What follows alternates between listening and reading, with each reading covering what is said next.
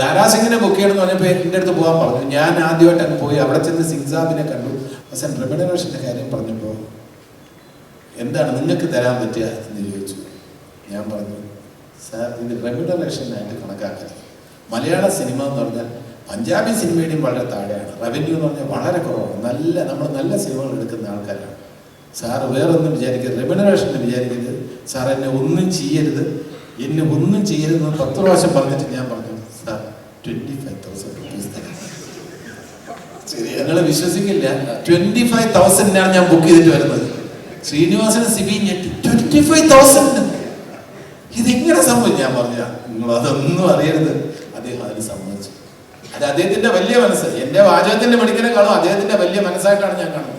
നല്ല സിനിമയ്ക്ക് വന്നു. ഇവിടെ വന്നപ്പോൾ ഒരുപാട് പ്രിപ്പറേഷൻസ്. നമ്മൾ ദാരാസിംഗിന് വേണ്ടി എത്ര കോഴി അറേഞ്ച് ചെയ്യണം, എത്ര മുട്ട അറേഞ്ച് ചെയ്യണം, എത്ര പാൽ അറേഞ്ച് ചെയ്യണം. സാധാരണ മനുഷ്യന് കഴിക്കുന്ന ഒരു ഫുഡിനേക്കാളും അല്പം വേറൊരു രീതിയിലുള്ള ഡയറ്റ് എന്നുള്ളതിൽ കഴിഞ്ഞ് വേറെ ഒന്നും വേണ്ട. വേറെ ഒരു കണ്ടീഷൻസും ഇല്ല. നമ്മുടെ കൂടെ നമ്മളുടെ ഒരാളായി തന്നെ അവിടെ ഷൂട്ട് ചെയ്ത് ഏറ്റവും സ്നേഹത്തോടെയാണ് പിരിഞ്ഞത്.